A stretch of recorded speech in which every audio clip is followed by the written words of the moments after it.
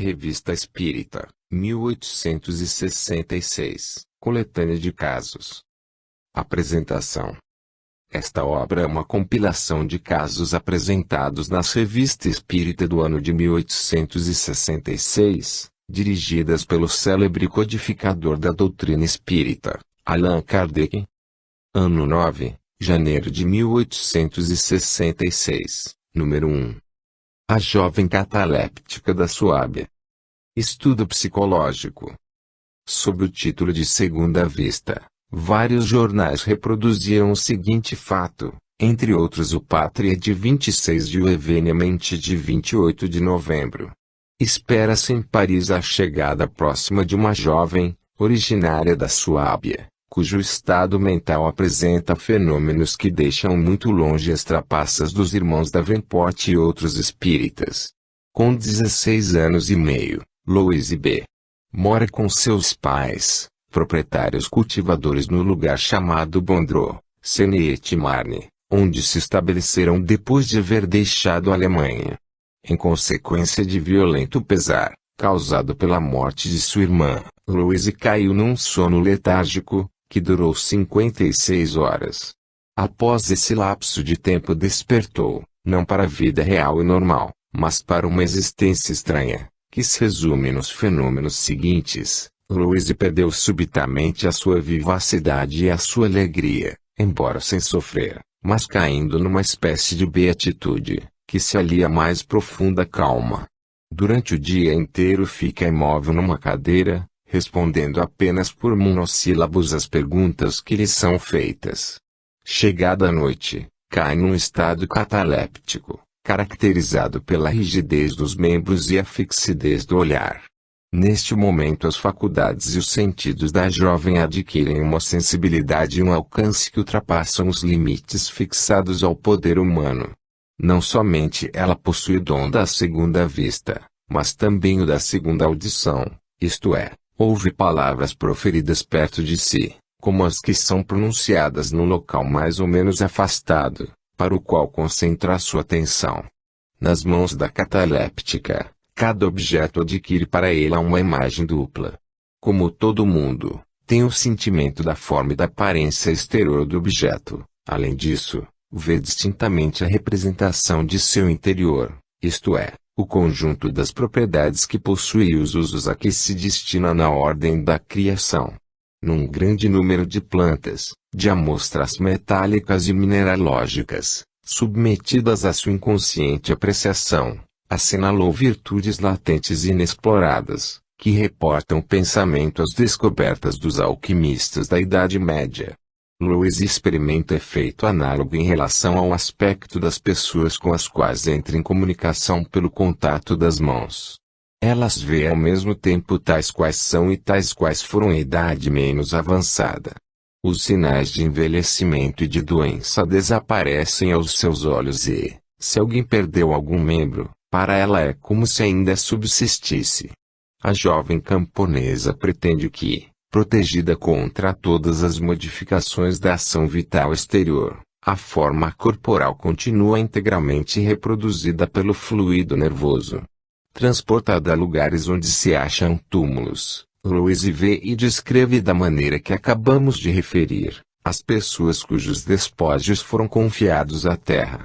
Então sofre espasmos e crises nervosas, do mesmo modo que quando se aproxima dos locais onde existem água e metais, seja qual for a profundidade do solo em que se encontrem. Quando a jovem Louise passa da vida ordinária a esse modo de vida, que se pode chamar superior, parece que um espesso véu cai de seus olhos. Para ela a criação, explicada de maneira nova, representa objeto de inexaurível admiração e, embora a letrada encontra, para exprimir seu entusiasmo, comparações e imagens verdadeiramente poéticas. Nenhuma preocupação religiosa se mistura a essas impressões. Os pais, longe de achar nesses fenômenos insólitos motivo de especulação, ocultam-nos com o maior cuidado. Se decidem a trazer, sem ruído, a mocinha a Paris, É porque essa superexcitação constante do sistema nervoso exerce sobre seus órgãos uma influência destrutiva e ela define a olhos vistos. Os médicos que dela cuidam opinaram que a levassem à capital, tanto para reclamar o auxílio dos mestres da arte de curar, quanto para submeter à ciência fatos que escapam da esfera ordinária de suas investigações, e cuja explicação ainda não foi encontrada. Diz o autor do artigo que os fenômenos apresentados por essa jovem deixam muito longe as trapaças dos irmãos Davenport e outros espíritas. Se esses fenômenos são reais, que relações podem ter com malabarismos? Por que essa comparação entre coisas desiguais, e dizer que uma ultrapassa a outra? Com intenção de lançar uma pequena maldade contra o espiritismo, o autor anuncia, sem o querer, uma grande verdade. Em apoio do que quer denegrir, proclama um fato essencialmente espírita, que o espiritismo reconhece e aceita como tal, ao passo que jamais tomou os senhores Davenport sob seu patrocínio e, ainda menos, os apresentou como adeptos e apóstolos. É o que esses senhores jornalistas saberiam, se tivesse levado em conta os inúmeros protestos que lhes chegaram de toda a parte contra a assimilação que pretenderam estabelecer entre uma doutrina essencialmente moral e filosófica e exibições teatrais. A explicação desse fenômeno, dizem, ainda não foi dada pela ciência oficial, isto é certo. Mas, para a ciência espírita, há muito tempo isto não é mais mistério. Contudo, não faltam meios de esclarecer os casos de catalepsia, de dupla vista e de sonambulismo natural, com as estranhas faculdades que se desenvolvem nesses diversos estados, não são raros. Porque a ciência ainda está à procura de sua explicação. É que a ciência se obstina em buscá-la onde não está, onde jamais encontrará, nas propriedades da matéria. Eis um homem que vive, pensa, raciocina, um segundo depois morre. Não dá mais nenhum sinal de inteligência. Então havia nele, enquanto pensava, algo que já não existe, pois não pensa mais. O que pensava nele? Dizeis que é a matéria. Mas a matéria continua sempre lá, intacta, sem uma parcela a menos. Por que, então, pensava há poucos instantes e agora não pensa mais? É porque está desorganizada. Sem dúvida as moléculas se desagregaram, talvez se tenha rompido uma fibra, um nada se desarranjou e o movimento intelectual parou. Eis assim o gênio, as maiores concepções humanas à mercê de uma fibra, de um átomo imperceptível, e perdidos os esforços de toda uma vida de labor. De todo esse mobiliário intelectual, adquirido a duras penas, nada resta. A mais vasta inteligência não passa de pêndulo bem montado que, uma vez deslocado, só serve como ferro velho. É pouco lógico e pouco encorajador, com tal perspectiva, sem dúvida seria melhor cuidar apenas de comer e beber. Mas, enfim, é um sistema. Segundo vós, a alma é apenas uma hipótese. Mas essa hipótese não se torna realidade em casos análogos ao da jovem em questão. A que a alma se mostra descoberto, não a percebeis, mas a vedes pensar e agir isoladamente do envoltório material, transporta-se para longe, vê e ouve, apesar do estado de insensibilidade dos órgãos. Pode-se explicar só pelos órgãos fenômenos que se passam fora de sua esfera de ação? E nisto não está a prova da independência da alma. Como, pois, não reconhecê-la por sinais tão evidentes? É que, para isto, seria preciso admitir a intervenção da alma nos fenômenos patológicos e fisiológicos, que, assim, deixariam de ser exclusivamente materiais. Ora, como reconhecer um elemento espiritual nos fenômenos da vida, quando, constantemente, se tem dito o contrário? É o que não podem decidir, pois seria preciso admitir que se haviam enganado, e é duro, para certos amores próprios, receberem um desmentido da própria alma que negaram. Assim, desde que ela se mostre em qualquer parte com muita evidência, logo se apressam em cobri-la com um alqueire e não se ouve mais falar no assunto. Assim sucedeu com o hipnotismo e tantas outras coisas. Queira Deus que assim não aconteça com Louis e B. Para liquidar a questão, dizem que esses fenômenos são ilusões, e que seus promotores são loucos ou charlatães. Tais são as razões que fizeram negligenciar o estudo tão interessante e tão fecundo em resultados morais dos fenômenos psicofisiológicos. Tal é, também, a causa da repulsa do materialismo pelo espiritismo, que repousa inteiramente nas manifestações ostensivas da alma, durante a vida e depois da morte. Mas, dirão, o partido religioso, fustigado pelo materialismo, deve acolher com ardor os fenômenos que vêm derrubar a incredulidade pela evidência. Porque, então, em vez de os transformar em arma, os repele. É que a alma é uma indiscreta, que vem apresentar-se em condições muito diversas do estado em que não la mostram, e sobre o qual construíram todo um sistema. Teriam de voltar a crenças que dizem imutáveis, depois ela vê bem claro, assim, era preciso interditar-lhe a palavra. Mas não contaram com a sua sutileza. Ela não pode ser encerrada como um pássaro numa gaiola. Se lhe fecham uma porta, ela abre mil outras. Hoje ela se faz ouvir em toda parte, para dizer de um a outro extremo do mundo, eis o que somos. Muito hábeis serão os que a impedirem. Voltemos ao nosso assunto. A jovem em questão oferece o fenômeno, muito comum em casos semelhantes, da extensão das faculdades. Essa extensão, diz o artigo, atinge um alcance que ultrapassa os limites fixados ao poder humano. Deve-se distinguir aqui duas ordens de faculdades: as faculdades perceptivas, isto é, a visão e a audição, e as faculdades intelectuais. As primeiras são postas em atividade pelos agentes exteriores, cuja ação repercute no interior. As segundas constituem o pensamento que irradia do interior para o exterior. Inicialmente falemos das primeiras. No estado normal, a alma percebe por intermédio dos sentidos. Aqui a jovem percebe o que está fora do alcance da vista e do ouvido, vê no interior das coisas, penetra os corpos opacos, descreve o que se passa longe, portanto, vê de outro modo que não pelos olhos e ouve de outra forma que não pelo ouvido. Isto num estado em que o organismo é cometido de insensibilidade. Se se tratasse de um fato único, excepcional, poder-se-ia atribuí-lo a um capricho da natureza, a uma espécie de monstruosidade, mas é muito comum. Mostra-se de maneira independente, embora em graus diferentes, na maior parte dos casos de catalepsia, na letargia, no sonambulismo natural e artificial. E mesmo em numerosos indivíduos que têm todas as aparências de estado normal. Produz-se, pois, em virtude de uma lei. Como a ciência, que leva suas investigações ao movimento de atração do mais insignificante grão de poeira, tenha negligenciado um fato tão capital. O desenvolvimento das faculdades intelectuais é ainda mais extraordinário. Eis uma jovem, uma camponesa analfabeta, que não só se exprime com elegância, com poesia, mas em quem se revelam conhecimentos científicos sobre coisas que não aprendeu e, circunstância não menos singular, isto ocorre num estado particular, ao sair do qual tudo é esquecido, volta a ser tão ignorante quanto antes.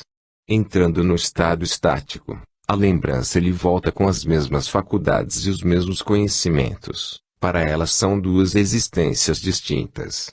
Se, conforme a escola materialista, são produto direto dos órgãos, se, para nos servirmos da expressão desta escola, o cérebro secreta o pensamento, como o fígado secreta a bile, então também secreta conhecimentos acabados, sem o concurso de um professor. É uma propriedade que ainda não se conhecia nesse órgão. Nessa mesma hipótese, como explicar esse desenvolvimento intelectual extraordinário, essas faculdades transcendentes, alternadamente possuídas, perdidas e recobradas quase instantaneamente, enquanto o cérebro é sempre o mesmo? Não está aí a prova patente da dualidade do homem, da separação do princípio material e do princípio espiritual? Aí, nada ainda de excepcional, Esse fenômeno é tão comum quanto o da extensão da visão e da audição. Como este último, depende, pois, de uma lei. São essas leis que o Espiritismo procurou e observação lhe deu a conhecer. A alma é o ser inteligente, nela está a sede de todas as percepções e de todas as sensações. Ela sente e pensa por si mesma, é individual, distinta, perfectível, preexistente e sobrevivente ao corpo. O corpo é o seu invólucro material, é o instrumento de suas relações com o mundo visível.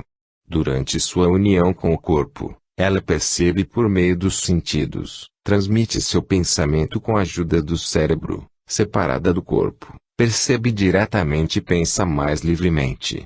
Tendo os sentidos um alcance circunscrito, as percepções recebidas por seu intermédio são limitadas e, de certo modo, amortecidas, recebidas sem intermediário, são indefinidas e de uma sutileza surpreendente, porque ultrapassa, não a força humana, mas todos os produtos de nossos meios materiais. Pela mesma razão, o pensamento transmitido pelo cérebro se peneira, a bem dizer, através desse órgão. A grosseria e os defeitos do instrumento a paralisam e em parte abafam, como certos corpos transparentes absorvem uma parte da luz que os atravessa. Obrigada a servir-se do cérebro, a alma é como um músico muito bom, diante de um instrumento imperfeito. Livre desse incômodo auxiliar, desdobra todas as suas faculdades.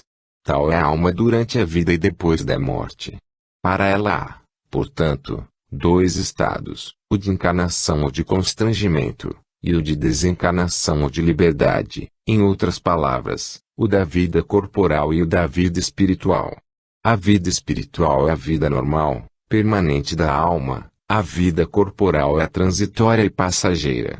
Durante a vida corporal, a alma não sofre constantemente o constrangimento do corpo, e aí está a chave dos fenômenos físicos, que só nos parecem estranhos porque nos transportam para fora da esfera habitual de nossas observações.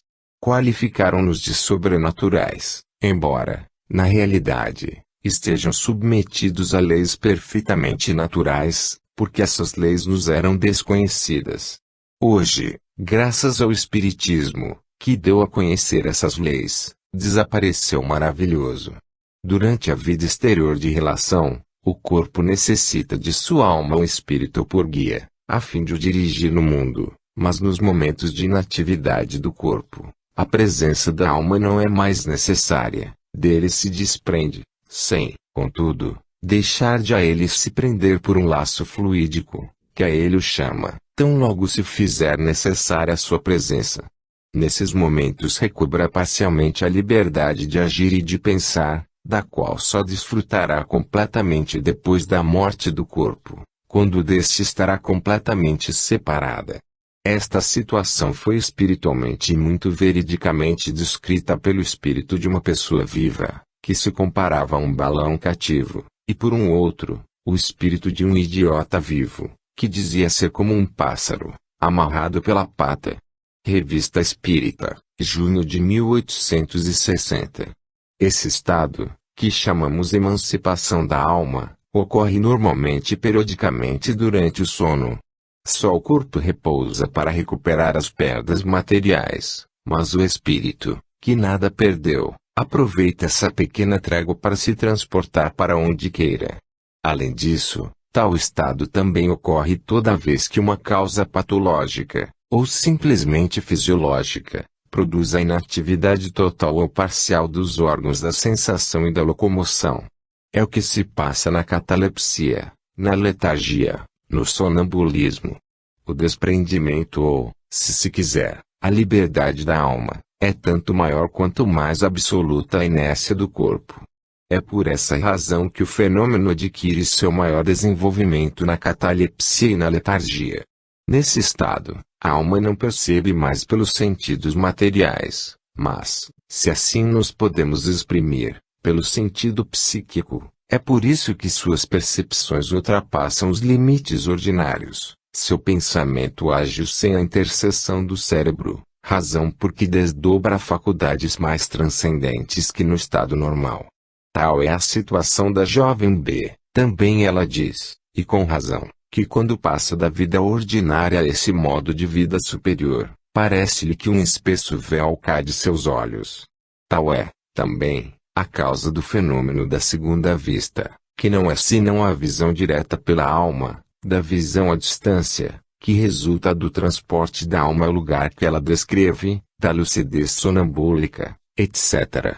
Quando Louise B. vê pessoas vivas, os sinais de envelhecimento desaparecem, e se alguém perdeu algum membro, para ela é como se ainda subsistisse. A forma corporal continua integralmente reproduzida pelo fluido nervoso.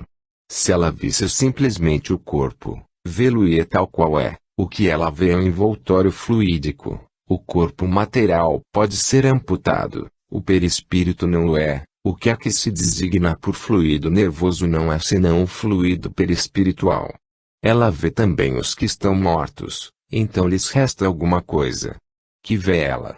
Não pode ser o corpo, que não mais existe. No entanto, os vê com uma forma humana, a que possuíam em vida. O que ela vê é a alma, revestida de seu corpo fluídico perispírito. Portanto, as almas sobrevivem ao corpo e, assim, não são seres abstratos, centelhas, chamas, sopros perdidos na imensidade do reservatório comum, mas seres reais, distintos, circunscritos, individuais. Se tanto vê os mortos como os vivos, é porque os vivos têm, como os mortos, o mesmo corpo fluídico imperecível, ao passo que o grosseiro envoltório material se dissolve com a morte. Ela não vê almas perdidas nas profundezas infinitas do espaço, mas em meio a nós, o que prova a existência do mundo invisível que nos rodeia, e em cujo meio vivemos sem o suspeitar. Tais revelações não levam a refletir seriamente. Quem pôde dar tais ideias a essa moça? A leitura de obras espíritas. Mas ela não sabe ler. A convivência com os espíritas. Ela nunca ouviu falar deles. É, pois, espontaneamente que ela descreve todas essas coisas. É produto de sua imaginação. Mas ela não é a única. Milhares de videntes disseram e dizem a mesma coisa todos os dias, o que a ciência nem desconfia. Ora, é desse concurso universal de observações que o Espiritismo deduziu a teoria. Em vão a ciência buscará a solução desses fenômenos, enquanto fizer abstração do elemento espiritual, pois aqui está a chave de todos esses pretensos mistérios. Que ela admita, ainda que a título de hipótese, e tudo se explicará sem dificuldade. Observações desta natureza, sobre pacientes como Louise B., exigem muito tato e prudência. Não se deve perder de vista que, nesse estado de excessiva susceptibilidade, a menor comoção pode ser funesta. A alma, feliz por estar desprendida do corpo, a este se prende apenas por um fio, que um nada pode romper para sempre. Em casos semelhantes, experiências feitas sem cautela podem matar. Ano 9, fevereiro de 1866, número 2. Curas de obsessões. Escrevem-nos de Caseres, em 7 de janeiro de 1866. Eis um segundo caso de obsessão, que levamos a bom termo durante o mês de julho passado. A obsidiada tinha 22 anos e gozava de perfeita saúde. Apesar disto, de repente foi tomada por um acesso de loucura. Os pais a trataram com médicos, mas inutilmente, pois o mal, em vez de desaparecer, tornava-se cada vez mais intenso, a ponto de ser impossível contê-la durante as crises. Vendo isto, os pais, a conselho dos médicos, obtiveram sua admissão numa casa de alienados, onde seu estado não experimentou qualquer melhora. Nem eles nem a doente jamais se haviam ocupado com o espiritismo, que nem sequer conheciam. Mas tendo ouvido falar da cura de Jeanne R., de que vos falei, vieram procurar-nos para saber se poderíamos fazer alguma coisa por sua filha infeliz. Respondemos nada poder afirmar antes de conhecer a verdadeira causa do mal. Nossos guias, consultados na primeira sessão, Disseram que a jovem era subjugada por um espírito muito rebelde, mas que acabaríamos por reconduzi-lo ao bom caminho, e que a cura resultante nos daria a prova da verdade dessa afirmação. Em consequência, escrevi aos pais, distantes 35 quilômetros de nossa cidade, dizendo que sua filha seria curada e que a cura não demoraria muito, sem, contudo, precisar a época. Evocamos o espírito obsessor durante 8 dias seguidos e ficamos bastante felizes por mudar suas más disposições e fazê-lo renunciar a atormentar a vítima. Com efeito, a doente ficou curada, como haviam anunciado os guias. Os adversários do espiritismo repetem incessantemente que a prática desta doutrina conduz ao hospício. Pois bem, nós lhes podemos dizer, nesta circunstância, que o espiritismo dele fez sair aqueles que lá haviam entrado. Entre mil outros, este fato é uma nova prova da existência da loucura obsessiva, cuja causa é inteiramente distinta da loucura patológica, e ante a qual a ciência falhará enquanto se obstinar em negar o elemento espiritual e sua influência sobre a economia. Aqui o caso é bem evidente. Eis uma jovem, a tal ponto apresentando os caracteres da loucura que os médicos se enganaram, e que é curada a léguas de distância, por pessoas que jamais a viram, sem nenhum medicamento ou tratamento médico, unicamente pela moralização do espírito obsessor. Há, pois, espíritos obsessores, cuja ação pode ser perniciosa à razão e à saúde. Não é certo que se a loucura tivesse sido ocasionada por uma lesão orgânica qualquer, esse meio teria sido impotente. Se se objetasse que essa cura espontânea pode ser devida a uma causa fortuita, responderíamos do que se tivéssemos de citar apenas um fato. Sem dúvida seria temerário daí deduzir a afirmação de um princípio tão importante, mas os exemplos de cura semelhantes são muito numerosos. Não são privilégio de um indivíduo e se repetem todos os dias em diversas regiões, sinais indubitáveis de que repousam numa lei da natureza. Citamos várias curas desse gênero, notadamente nos meses de fevereiro de 1864 e janeiro de 1865, que contêm duas relações completas e eminentemente instrutivas. Eis outro fato, não menos característico, obtido no grupo de Marmande. Num vilarejo a algumas léguas desta cidade, havia um camponês acometido por uma loucura de tal modo furiosa, que perseguia as pessoas a golpes de forcado, para as matar, e que, em falta de pessoas, atacava as aves domésticas. Corria incessantemente pelos campos e não voltava mais para casa. Sua presença era perigosa, assim, foi fácil obter autorização para o internar na casa de alienados de Cadillac. Não foi sem vivo pesar que a família se viu obrigada a tomar esse partido. Antes de o levar, tendo um de seus parentes ouvido falar das curas obtidas em Marmande, em casos semelhantes, foi procurar o Sr. Dombre e lhe disse: Senhor, disseram-me que curais os loucos, por isso vim vos procurar. Depois contou-lhe de que se tratava, acrescentando: como vedes, dá toda pena separar-nos desse pobre Jota, que antes quis ver se não havia um meio de o impedir.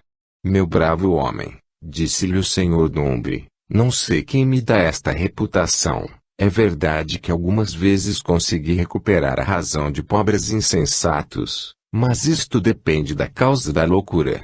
Embora não vos conheça, verei se vos posso ser útil. Tendo ido imediatamente com o indivíduo ao caso do seu médium habitual, obteve de seu guia a certeza de que se tratava de grave obsessão, mas que com perseverança ela chegaria a bom termo. Então disse ao camponês: esperai ainda alguns dias antes de levar o vosso parente a Cadillac. Vamos ocupar-nos do caso. Voltai de 2 em 2 dias para dizer-nos como ele se acha. Nesse mesmo dia puseram-se em ação. Inicialmente, como em casos semelhantes, o espírito mostrou-se pouco tratável. Pouco a pouco acabou por se humanizar e, finalmente, renunciou a atormentar aquele infeliz. Um fato muito particular é que declarou não ter qualquer motivo de ódio contra aquele homem, que, Atormentado pela necessidade de fazer o mal, havia se ligado a ele como a qualquer outro, que agora reconhecia estar errado e pedia perdão a Deus. O camponês voltou 2 dias depois, e disse que o parente estava mais calmo, mas ainda não tinha voltado para casa e se ocultava nas sebes. Na visita seguinte, ele tinha voltado, mas estava sombrio e se mantinha afastado, já não procurava bater em ninguém. Alguns dias depois, ia à feira e fazia seus negócios habituais. Assim, bastaram 8 dias para o trazer ao estado normal, e isto sem nenhum tratamento físico. É mais que provável que se o tivessem encerrado com loucos, ele teria perdido a razão completamente. Os casos de obsessão são tão frequentes que não há nenhum exagero em dizer que nos hospícios de alienados, mais da metade só tem da loucura aparência e que, por isso mesmo, a medicação vulgar é impotente. O Espiritismo nos mostra na obsessão uma das causas perturbadoras da economia e, ao mesmo tempo, dá-nos o meio de a remediar, eis um de seus benefícios. Mas como foi reconhecida essa causa, se não pelas evocações? Assim, as evocações servem para alguma coisa, digam o que disserem os seus detratores. É evidente que os que não admitem a alma individual, nem a sua sobrevivência, ou que, admitindo-a, não se dão conta do estado do espírito após a morte, devem olhar a intervenção de seres invisíveis, em tais circunstâncias, como uma quimera, mas o fato brutal do mal e das curas lá está. Não poderiam ser levadas à conta da imaginação as curas operadas à distância, em pessoas que jamais foram vistas, sem o emprego de nenhum agente material.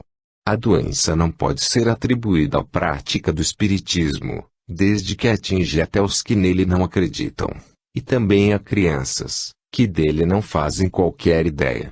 Contudo, aqui nada há de maravilhoso, mas efeitos naturais, que existiram em todos os tempos, que então não eram compreendidos, e que se explicam do modo mais simples, agora que se conhecem as leis em virtude das quais se produzem. Não se vêem, entre os vivos, seres maus atormentando outros mais fracos, até os deixar doentes e mesmo matá-los, e isto sem outro motivo senão o desejo de fazer o mal.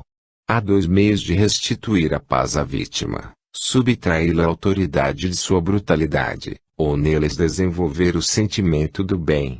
O conhecimento que agora temos do mundo invisível não lo mostra povoado dos mesmos seres que viveram na terra, uns bons, outros maus. Entre estes últimos, uns há que ainda se comprazem no mal, em consequência de sua inferioridade moral, e que ainda não se despojaram de seus instintos perversos, estão em meio a nós, como quando vivos, com a única diferença que, em vez de ter um corpo material visível, têm no fluídico invisível, mas não deixam de ser os mesmos homens, com o senso moral pouco desenvolvido, buscando sempre ocasiões de fazer o mal, encarniçando-se sobre as vítimas que conseguem submeter a sua influência. De obsessores encarnados que eram, tornam-se obsessores desencarnados, tanto mais perigosos porque agem sem ser vistos. Afastá-los pela força não é coisa fácil, visto que não se lhes pode apreender o corpo.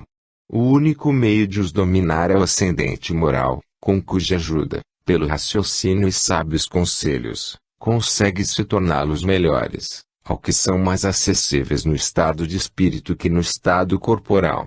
Desde o instante em que são levados a renunciar voluntariamente aos tormentos que provocam, o mal desaparece, quando causado pela obsessão. Ora, compreende-se que nem são as duchas, nem os remédios administrados ao doente que podem agir sobre o espírito obsessor. Eis todo o segredo dessas curas, para as quais não há palavras sacramentais, nem fórmulas cabalísticas. Conversa-se com o espírito desencarnado, moraliza-se-o, educa-se-o, como se teria feito quando ele estava encarnado. A habilidade consiste em se saber tomá-lo pelo seu caráter, em dirigir com tato as instruções que lhe são dadas, como faria um instrutor experimentado.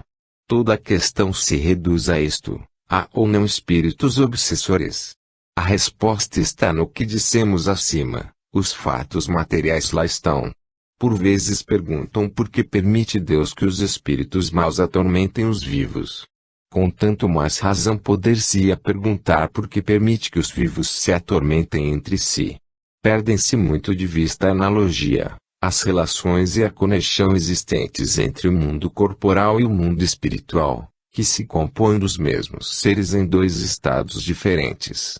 Aí está a chave de todos esses problemas reputados sobrenaturais. Não nos devemos admirar mais das obsessões do que das doenças e de outros males que afligem a humanidade. Fazem parte das provas e das misérias devidas à inferioridade do meio, onde nossas imperfeições nos condenam a viver, até que estejamos suficientemente melhorados para merecer dele sair. Os homens sofrem aqui as consequências de suas imperfeições, porquanto, se fossem mais perfeitos, aqui não estariam. Os ratos de Akin. Um dos nossos assinantes de Boulogne Sumer manda-nos o seguinte, em data de 24 de dezembro de 1865. Há alguns dias fiquei sabendo que Akin, vilarejo de pescadores, perto de Boulogne, em casa de um tal ele, fazendeiro muito rico, passavam-se fatos com caráter de manifestações físicas espontâneas, e que lembram os de grandes ventes, perto de Dieppe, de Poitiers, de Marsella, etc. Todos os dias, em torno das 7 horas da noite, pancadas e rolamentos muito barulhentos são ouvidos no soalho. Um armário fechado, a chave se abre de repente e as roupas que contém são lançadas do meio do quarto. As camas, sobretudo a da filha da casa, são bruscamente desfeitas várias vezes seguidas. Embora a população estivesse longe de se ocupar de espiritismo e, mesmo, de saber do que se trata, pensaram que o autor desse tumulto, cuja causa as pesquisas de uma vigilância muito minuciosa foram incapazes de descobrir, bem poderia ser um irmão do tal ele, antigo militar, morto há 2 anos na Argélia. Parece que tinha recebido dos parentes a promessa que, se morresse em serviço, mandariam trazer o corpo para Akin. Como a promessa não foi cumprida, supunham que fosse o espírito desse irmão que, diariamente há 6 semanas, viesse perturbar a casa e todo o vilarejo. O clero incomodou-se com os fenômenos. 4 curas da localidade das circunvizinhanças, depois 5 redentoristas e 3 ou 4 religiosas, vieram para exorcizar o espírito, mas inutilmente. Vendo que não conseguiam fazer cessar o barulho, aconselharam o tal ele a partir para Argélia, a fim de buscar o corpo do irmão, o que fez imediatamente. Antes da partida, esses senhores fizeram com que toda a família se confessasse e comungasse, depois disseram que era preciso dizer missas, sobretudo uma missa cantada, depois missas rezadas diariamente. Celebrada a primeira, os redentoristas se encarregaram das outras. Recomendaram expressamente às senhoras ele que abafassem aqueles ruídos e dissessem a todos quantos viessem informar-se se a coisa continuava, que o barulho era provocado pelos ratos. E acrescentaram, é preciso que vos guardeis de propagar essas coisas, pois isto seria uma grave ofensa a Deus, e porque existe uma seita que procura destruir a religião, que se ela soubesse o que se passa, não deixaria de tirar partido, a fim de a prejudicar, pelo que a família seria responsável perante Deus, que era uma infelicidade que a coisa já se tivesse espalhado. A partir desse momento as portas foram hermeticamente fechadas, a cancela do pátio cuidadosamente trancada e a chave e a entrada interdita a todos os que viessem todas as noites ouvir o barulho. Mas se puseram chaves em todas as portas, não as puderam colocar em todas as línguas, e os ratos agiram tão bem que eram ouvidos num raio de 10 léguas. Engraçadinhos disseram ter visto os ratos roendo a roupa, mas não as atirar para fora, nem abrir portas fechadas à chave. É que, diziam eles, provavelmente são ratos de uma nova espécie, trazidos por algum navio estrangeiro. Esperamos com impaciência que os mostrem ao público. O mesmo fato nos é relatado por dois outros correspondentes. Disso ressalto uma primeira consideração, a de que esses senhores do clero, que eram numerosos, e que tinham interesse em descobrir uma causa vulgar, não teriam deixado de assinalá-la, caso existisse, e, sobretudo, não teriam prescrito a pequena mentira dos ratos, sob pena de incorrer no desagrado de Deus. Reconheceram, pois, a intervenção de um poder oculto. Mas, então, porque o exorcismo é sempre impotente em semelhantes casos? Para isto há, antes de mais, uma razão peremptória, é que o exorcismo se dirige aos demônios. Ora, como os espíritos obsessores e batedores não são demônios, mas seres humanos, o exorcismo não tem influência sobre eles. Em segundo lugar, o exorcismo é um anátema e uma ameaça que irrita o espírito malfeitor, e não uma instrução capaz de o tocar e o conduzir ao bem.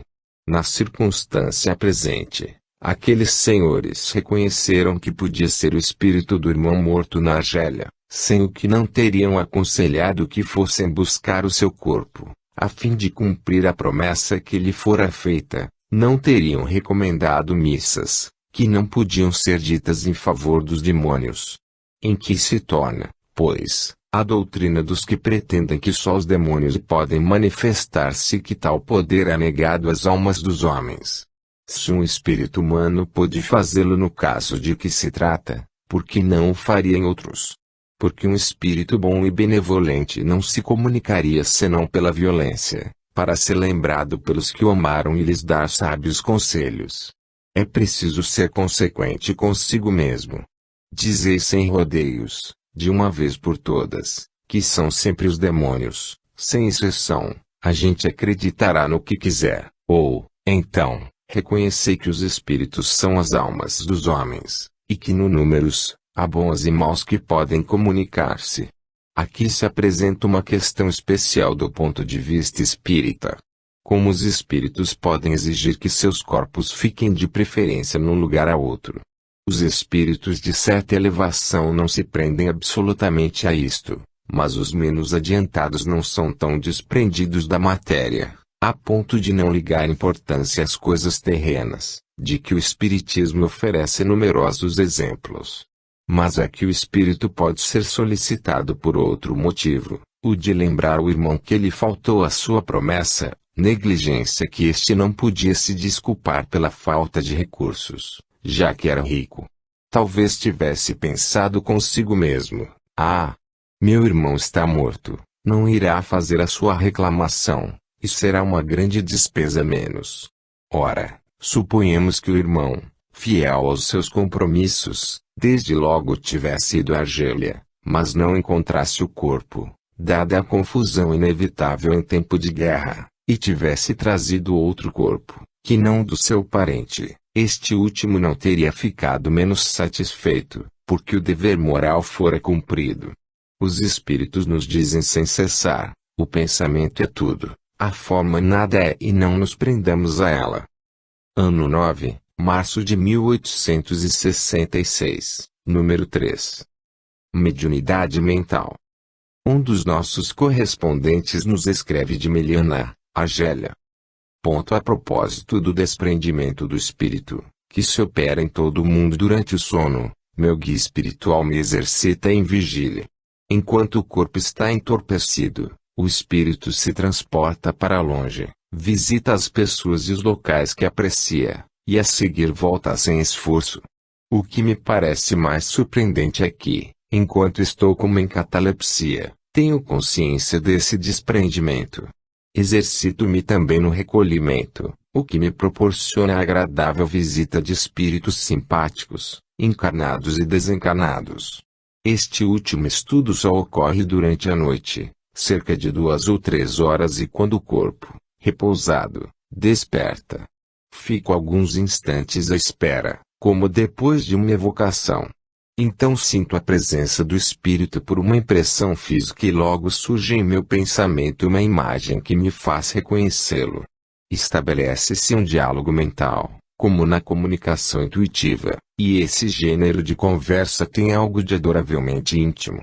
Muitas vezes meu irmão e minha irmã encarnados me visitam, às vezes acompanhados por meu pai e minha mãe, do mundo dos espíritos.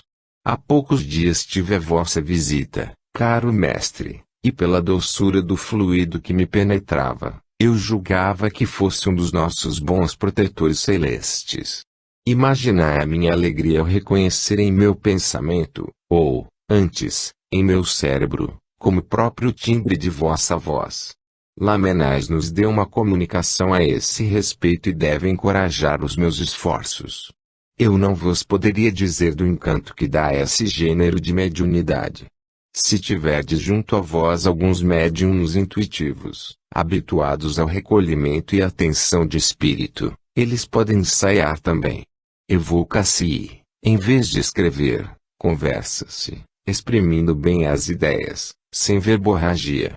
Muitas vezes meu guia me fez observação de que eu tinha um espírito sofredor, um amigo que vem instruir-se ou buscar consolações.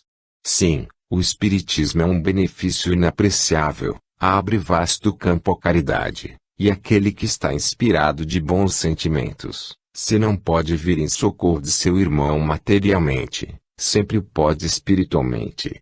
Esta mediunidade, a qual damos o nome de mediunidade mental, por certo não é própria para convencer os incrédulos, porque nada a tem de ostensiva, nem desses efeitos que chocam os sentidos, é toda para a satisfação íntima de quem a possui. Mas também é preciso reconhecer que ela se presta muito à ilusão e que é o caso de desconfiar das aparências. Quanto à existência da faculdade, não se poderia pô-la em dúvida. Pensamos mesmo que deve ser a mais frequente, porque é considerável o número das pessoas que, em estado de vigília, sofrem a influência dos espíritos e recebem a inspiração de um pensamento, que sentem não ser o seu. A impressão agradável ou penosa que por vezes se sente à vista de alguém que se vê pela primeira vez, o pressentimento que se tem da aproximação de uma pessoa, a penetração e a transmissão do pensamento são outros tantos efeitos que se prendem à mesma causa e constituem uma espécie de mediunidade, que se pode dizer universal, pois cada um lhe possui, ao menos, os rudimentos. Mas para experimentar seus efeitos marcantes é necessário uma aptidão especial ou, melhor, um grau de sensibilidade mais ou menos desenvolvido conforme os indivíduos. A esse título, como temos dito desde longo tempo, todos são médiuns, e Deus não deserdou ninguém da preciosa vantagem de receber os salutares eflúvios do mundo espiritual, que se traduzem de mil maneiras diferentes. Mas as variedades que existem no organismo humano não permitem a todo mundo obter efeitos idênticos e ostensivos. Tendo sido discutida esta questão na Sociedade de Paris, foram dadas as seguintes instruções sobre o assunto, por diversos espíritos. 1. O sentido espiritual pode ser desenvolvido, como diariamente se vê desenvolver-se uma aptidão por um trabalho constante. Ora, sabeis que a comunicação do mundo incorpóreo com os vossos sentidos é constante, ela se dá a cada hora, a cada minuto, pela lei das relações espirituais. Que os encarnados ousem negar aqui uma lei da própria natureza. Acabam de dizer-vos que os espíritos se veem e se visitam uns aos outros durante o sono, e disto tendes muitas provas. Por que quereríeis que isto não ocorresse em vigília? Os espíritos não têm noite. Não, constantemente estão ao vosso lado, eles vos vigiam, vossos familiares vos inspiram, vos suscitam pensamentos, vos guiam, falam-vos e vos exortam, protegem os vossos trabalhos, ajudam-vos a elaborar os vossos desígnios formados pela metade, vossos sonhos ainda indecisos, tomam nota de vossas boas resoluções, lutam quando lutais. Lá estão esses bons amigos, no começo de vossa encarnação, eles vos riem no berço, vos esclarecem nos estudos, depois se miscuem em todos os atos de vossa passagem aqui na terra, oram quando vos veem em preparo para ir encontrá-los. Oh!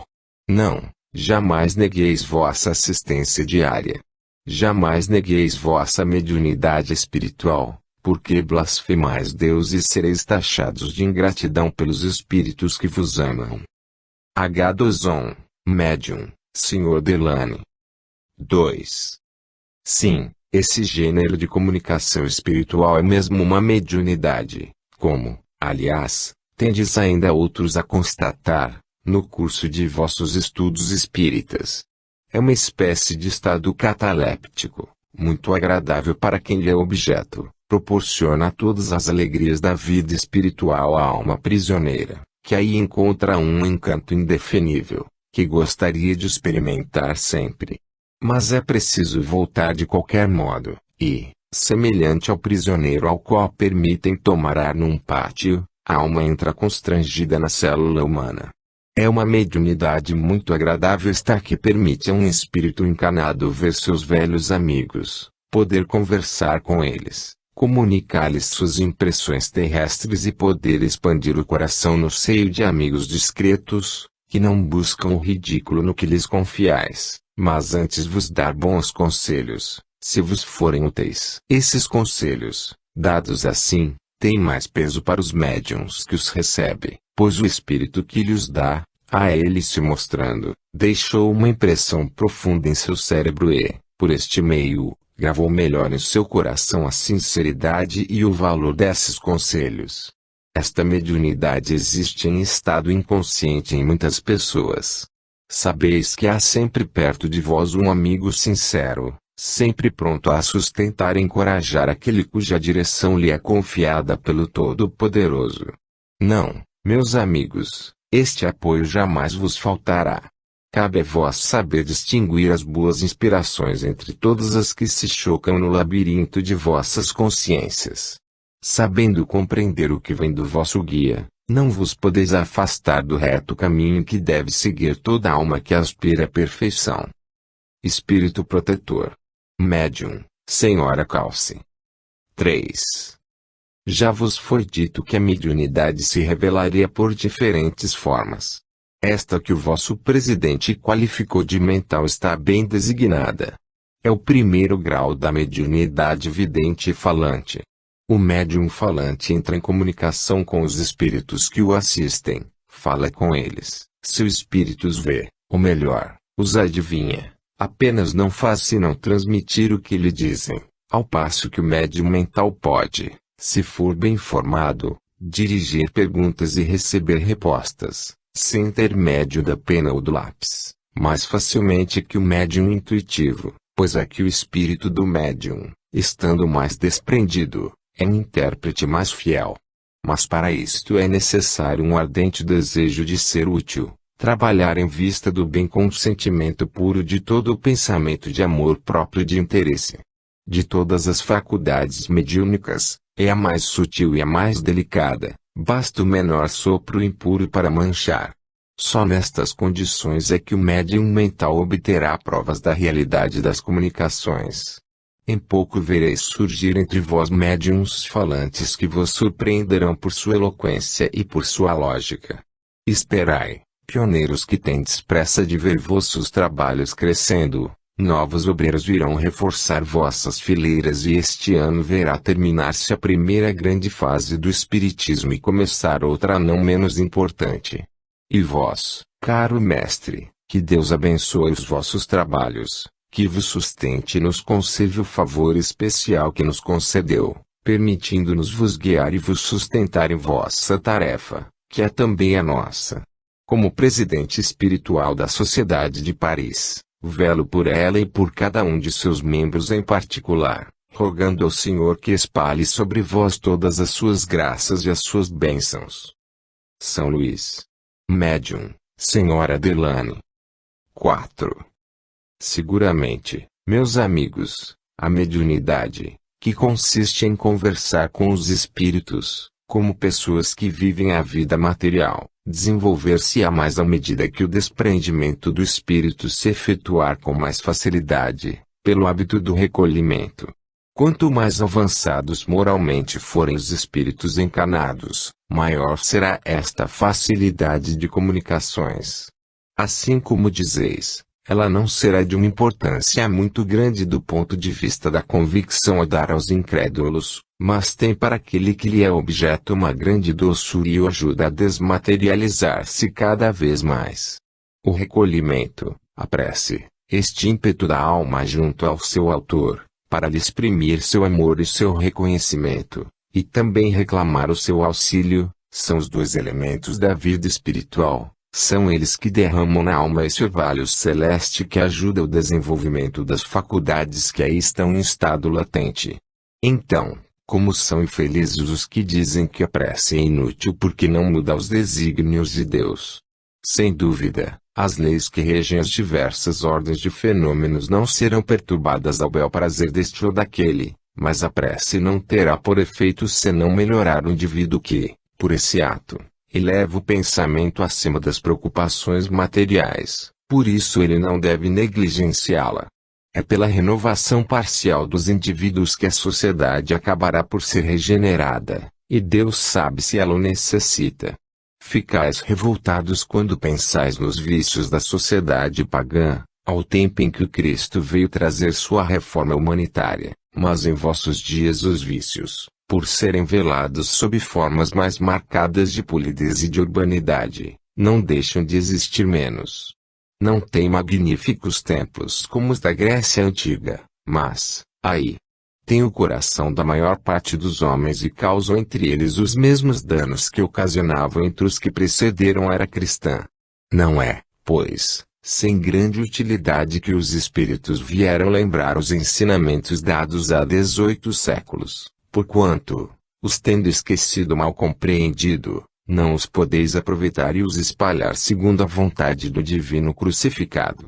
Agradecei, pois, ao Senhor, vós todos que fostes chamados a cooperar na obra dos Espíritos, e que vosso desinteresse e vossa caridade jamais enfraqueçam, porque é nisto que se reconhecem entre vós os verdadeiros espíritas. Luís de França. Médium. Sr. Abreu. Ano 9, abril de 1866, número 4. Uma visão de Paulo I. O czar Paulo I, que então era apenas o grão-duque Paulo, encontrando-se numa reunião com alguns amigos, em Bruxelas, onde falavam de fenômenos considerados sobrenaturais, narrou o seguinte fato: uma tarde, ou antes, uma noite, eu estava nas ruas de São Petersburgo, com Coraquim e 2 criados. Ficamos muito tempo a conversar e a fumar e nos veio a ideia de sair do palácio, incógnitos, para ver a cidade ao luar. Não fazia frio e os dias se alongavam, era um desses momentos mais suaves de nossa primavera, tão pálida em comparação com as do sul. Estávamos alegres, não pensávamos em nada de religioso, nem mesmo sério. E Coraquim me dizia 1000 anedotas sobre os raros transeuntes que encontrávamos. Eu andava à frente, embora um dos nossos me precedesse. Coraquim ficava alguns passos atrás e o outro doméstico nos seguia um pouco mais longe. A lua estava clara, a ponto de se poder ler uma carta, e as sombras, por oposição, eram longas e espessas. Ao virar uma rua percebi, no vão de uma porta, um homem alto e magro, envolto num manto, como um espanhol, com um chapéu militar desabado sobre os olhos. Parecia esperar, e desde que passamos à sua frente, saiu de seu refúgio e se postou à minha esquerda, sem dar uma palavra, sem fazer um gesto. Era impossível distinguir seus traços, apenas os seus passos, esbarrando nas lajes, produziam um som estranho, semelhante ao de uma pedra que bate em outra. A princípio fiquei admirado com esse encontro, depois, pareceu-me que todo lado que ele quase tocava se esfriava pouco a pouco. Senti um calafrio glacial penetrar meus membros e, voltando-me para Coraquim, disse-lhe: eis um singular companheiro que temos. Que companheiro? Perguntou ele. Mas este que marcha à minha esquerda e que faz muito barulho, creio. Coraquim abriu os olhos espantados e garantiu-me que à minha esquerda não via ninguém. Como? Não vês à minha esquerda um homem com manto, entre mim e a parede? Vossa Alteza toca a própria parede e não há lugar para ninguém entre vós e a parede. Estirei um pouco o braço e, com efeito, senti a pedra. Contudo, o homem lá estava, sempre marchando com o mesmo passo de martelo, regulado pelo meu. Então o examinei atentamente e vi brilhar sob o chapéu, de forma singular, como disse, o olho mais cintilante que jamais encontrei. Este olho me olhava, me fascinava, eu não podia fugir de seu raio. Ah! Disse o Akorakin, não sei o que sinto, mas é estranho. Eu tremia, não de medo, mas de frio. Pouco a pouco senti o coração